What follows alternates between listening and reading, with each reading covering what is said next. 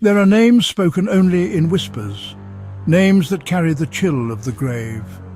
They drift on the night air, a promise of something ancient and deeply wrong. Dracula is such a name. It is a poison on the tongue, a shadow that falls across the heart. He is the darkness that waits at the edge of the firelight. He is the fear that you are not alone in your own home. For centuries, this name has haunted the dreams of the living.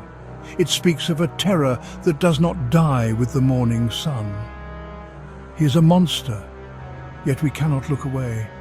We are drawn to his darkness like moths to a flame that will surely consume us. His story is not one of simple good and evil. It is far more complicated, far more terrible. The shadow of Dracula has a source, a real man whose legend is written in blood. In the heart of 15th century Wallachia, a land torn by war and betrayal, a prince rose to power. His name would become a curse whispered for centuries. Before the vampire haunted our nights, Vlad III, known as Vlad the Impaler, ruled with an iron fist. He was born into chaos, the son of Vlad Dracula, and spent his youth as a political hostage in the Ottoman Empire, learning the arts of war and survival. When he returned to claim his throne, Wallachia was a land of shifting allegiances and constant threat. Vlad's reign was marked by relentless warfare against rival nobles, traitors, and the mighty Ottoman Turks who sought to crush his people.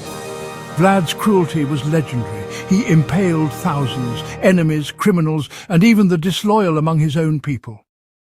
Forests of the dead lined the roads to his capital, a gruesome warning to all who would oppose him. His methods were theatrical, designed to inspire terror. In 1462, as the Ottomans advanced, Vlad unleashed a campaign of psychological warfare. He poisoned wells, burned villages, and left entire fields of impaled corpses for the invaders to find. The Sultan himself turned back in horror at the sight.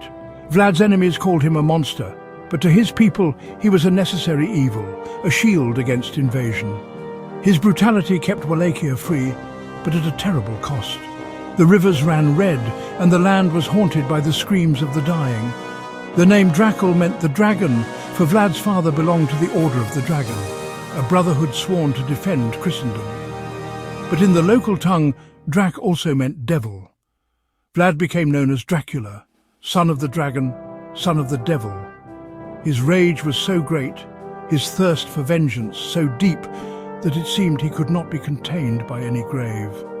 The legend of Vlad the Impaler would outlive his mortal body, transforming into the immortal terror we know as Dracula. Then, an Irish author named Bram Stoker stumbled upon this name. In the gloom of a London library, he found The Son of the Devil.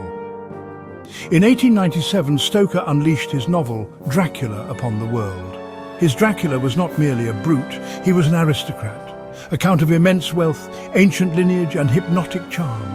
He could walk among the lords of London, his true nature hidden behind a mask of civility. He was a nobleman invited into your home, seducing your daughters, and draining the very life from the heart of the modern world. We witness Lucy Westenra's slow, agonizing transformation from a vibrant young woman into a soulless creature of the night. Dracula is a plague, a contagion of evil that spreads through a single, intimate, violating bite. The book captured the fears of an empire, the fear of reverse colonization, of a dark force from the primitive East invading the civilized West. In 1922, the silent film Nosferatu cast a long, chilling shadow.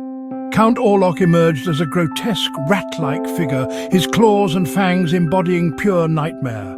The screen flickered with gothic dread, setting the stage for a new era of horror. The vampire's shadow crept across the silver screen, its haunting visuals forever entwined with the language of fear. Darkness, fog, and looming silhouettes became the hallmarks of Gothic cinema. Bela Lugosi's arrival as Dracula in 1931 brought a new kind of terror, aristocratic, hypnotic, and unforgettable. His piercing gaze and theatrical presence defined the vampire for generations. With every measured word and chilling stillness, Lugosi's Dracula became the embodiment of Gothic menace, an elegant predator cloaked in darkness and mystery. Christopher Lee's portrayal transformed Dracula into a towering, ferocious force, his presence both regal and terrifying, his eyes burning with predatory hunger. On screen, Dracula became a creature of rage and forbidden desire, his violence and allure shrouded in gothic shadows and blood-red light. From Coppola's tormented romantic anti-hero to the monstrous warlord of modern retellings, Dracula's cinematic face is ever-changing, yet always steeped in darkness and tragedy. The silver screen has made Dracula immortal, a phantom of gothic horror, forever haunting the shadows of our imagination. Why does he still haunt us? It is because he is more than a monster. He is a dark mirror. He offers an escape from our greatest fear, the finality of the grave.